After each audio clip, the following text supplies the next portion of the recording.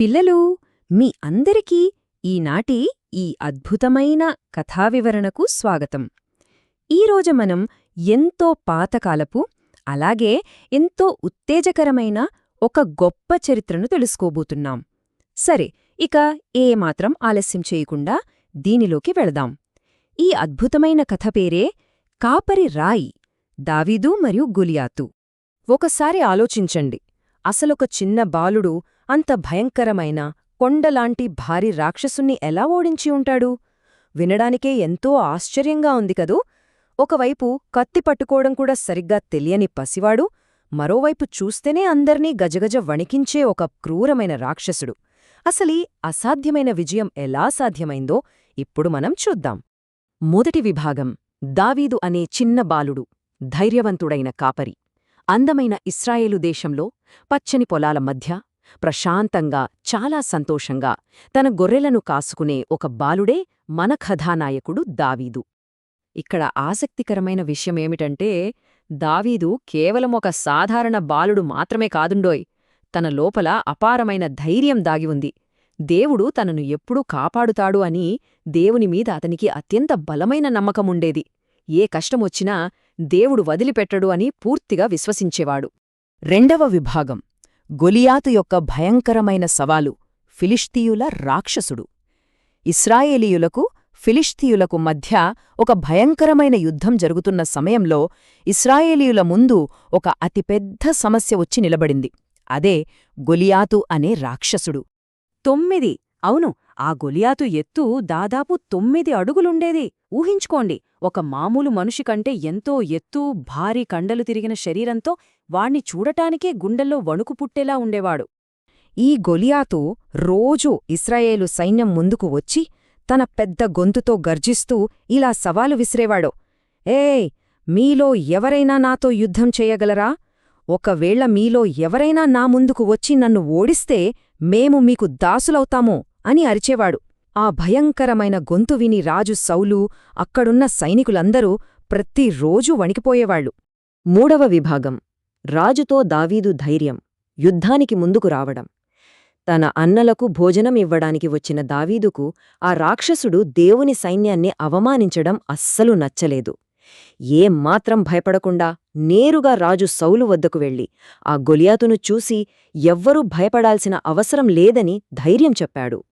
ఇది మనకు ఎంత అద్భుతంగా వివరిస్తుందంటే, గతంలో దావీదు అడవిలో గొర్రెలను కాస్తున్నప్పుడు క్రూరమైన అడరి సింహం, ఎలుగుబంటి తన మీదికి వచ్చాయి. అప్పుడు దేవుడు ఆ అడవి మృగాల నుండి దావీదుని ఎలా కాపాడాడో ఇప్పుడు ఈ గొలియాతు నుండి కూడా ఖచ్చితంగా అలాగే కాపాడతాడని అతనికి పూర్తి నమ్మకం. ఆ నమ్మకమే అతని ఆయుధం. మరి ఆ రాక్షసుడిని ఎదుర్కోవడానికి దావీదు తీసుకున్న ఆయుధాలేంటో తెలుసా? ఇతరులలా కత్తులు, కవచాలు ధరించలేదు. అతని దగ్గరున్నవి కేవలం 1 ఒక సాధారణ చెక్కకర్ర, 2 ఒక చిన్న ఒడిసెల, 3 ఏటి నుండి ఏరుకున్న 5 చిన్న నునుపైన రాళ్లు. అంతే. ఆ రాక్షసుడిని ఇంత చిన్న వస్తువులతో ఎలా ఎదుర్కొంటాడనే ఉత్కంఠ అందరిలో విపరీతంగా పెరిగిపోయింది. 4వ విభాగం: దేవుని నామములో గొప్ప విజయం, తుది పోరాటం. యుద్ధభూమిలో ఇప్పుడు ఒకవైపు పసివాడైన కాపరి బాలుడు, మరోవైపు కొండలాంటి మహారాక్షసుడు. ఇద్దరూ ఒకరికొకరు ఎదురుగా నిలబడ్డారు.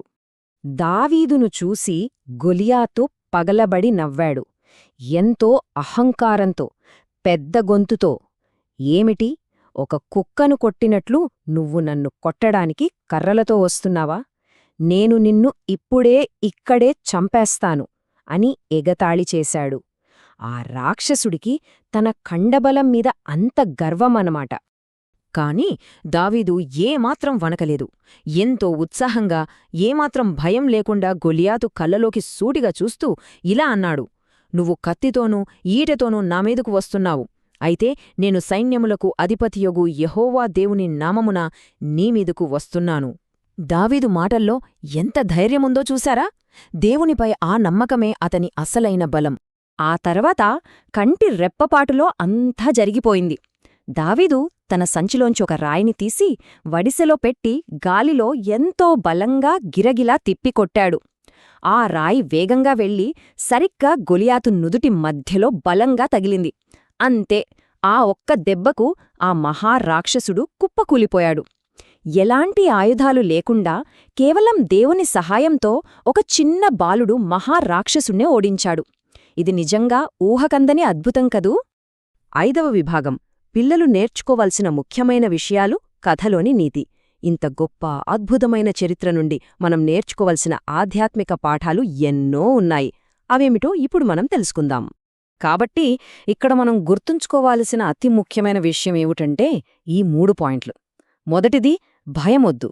మన ముందున్న సమస్య ఆ గొలియాతు అంత పెద్దది కావొచ్చు, కాని దేవుడు ఆ సమస్య కంటే చాలా పెద్దవాడు. రెండవది, నమ్మకం. దావీదులాగే దేవుని మీద అచంచలమైన నమ్మకం ఉంచితే ఆయన ఖచ్చితంగా విజయాన్నిస్తాడు. మూడవది, ప్రార్థన. కష్టకాలంలో దేవుని సహాయం అడగడం మనం అస్సలు మర్చిపోకూడదు. దేవుడు ఎల్లప్పుడూ తోడుగా ఉండి నడిపిస్తాడు. ముగింపుగా ఈ అద్భుతమైన వాక్యాన్ని ఎప్పటికీ మనసులో ఉంచుకుందాం. యెహోవా బాహుబలము చేత కాక తన ఆత్మచేతనే విజయము ఇచ్చువాడు. అవును, నిజమైన విజయం మానవ బలం చేత కాక దేవుని అనుగ్రహం వలనే కలుగుతుంది. మరి జీవితంలో ఎదురయ్యే గొలియాతులాంటి కష్టాలను చూసి పారిపోకుండా దావీదులాంటి ధైర్యంతో, దేవునిపై నమ్మకంతో నిలబడదాం. ఈ అద్భుతమైన కథా వివరణను విన్నందుకు ధన్యవాదాలు.